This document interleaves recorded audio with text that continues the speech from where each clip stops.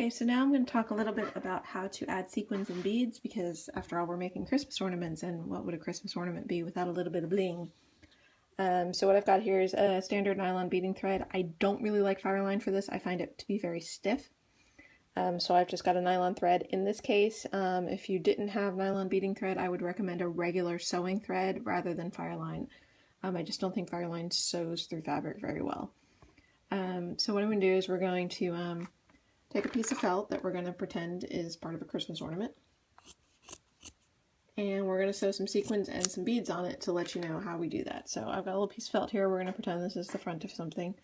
I've tied a knot in my beading thread, and I'm going to come up where I want my first sequin to be. Now, when you're looking at sequins, I've got a cupped sequin here to give you an example. You'll notice that, and I don't know if you can see it here, but they often are stuck together. It's just the nature of how they're made. So you want to pay close attention, and if necessary, open them up with your needle so you're only adding one sequin at a time. Okay?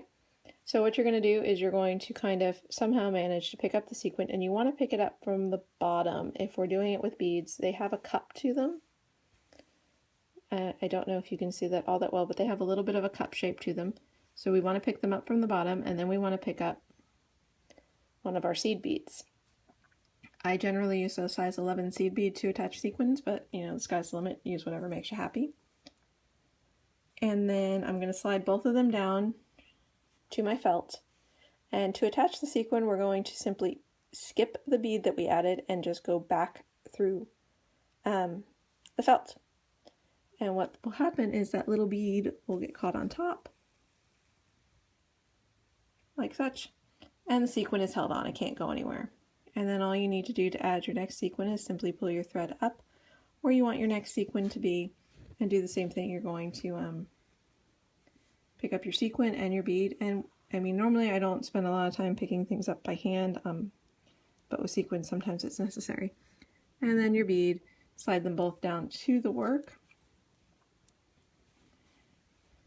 skip the bead, and go through the sequin. Now this is a case where I do often just slide my needle through the back and pick up where I want my next sequin to go, so it's done in one step. You want to pull snugly, but I don't want to pull so tight that I buckle my felt. So if you'll watch, if I pull really tightly, see how that's kind of buckling the felt and changing the shape? You don't want to do that. You want your felt to stay nice and flat. Okay, so now you can add sequins without adding beads, and you can add beads without adding sequins. So let's first look at a sequin without a bead, and there are a lot of ways to do this. But I'm going to pick up my sequin and I'm going to put it down on the felt and say I just don't want a bead. Well, if you're not going to use a bead, you may or may not want to use a matching thread. Just keep that in mind. And what I'm going to do is I'm just going to go to the outside of the sequin and take a stitch. And how many of these stitches you do is completely up to you. But I took one, and then I'm going to come up through the hole of the sequin again, and sometimes if you can't really see, you can kind of turn the piece over. But you're going to figure out how to get your needle back up through the hole of that sequin and pull it through. And so now you're going to see that sequin wants to tip up on one end because I've only sewn it on one side. So if you want to do it this way, you're going to have to take at least 2 stitches.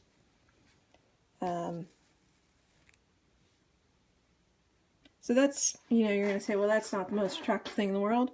It's not, especially when we're doing the sequin with the cup side, you know, looking like a little bowl, because we have these little thread loops and they're not very pretty. So what you might want to try, again, this is all if you don't want to use a bead. I usually put beads on my sequins because I think they're pretty, but you may not want that. So I'm going to come up, and then this time I'm actually going to pick the sequin up from the top so that I am sewing it on upside down, essentially. Now this will make it look a lot nicer if we're not using a bead, but we can certainly go ahead and show you what it would look like with a bead. So I've got my bead on, back down through. So you can certainly see the difference here. These are with the little bead sitting in the cup, and these are sitting on the sequin upside down.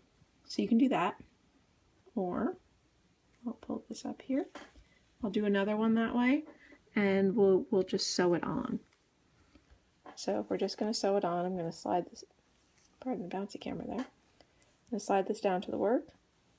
And then sometimes I like to use, you can see there are little essentially points on the sequin, so you can use those as a guide kind of, and sew that there.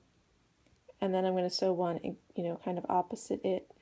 I usually would do like 3 or more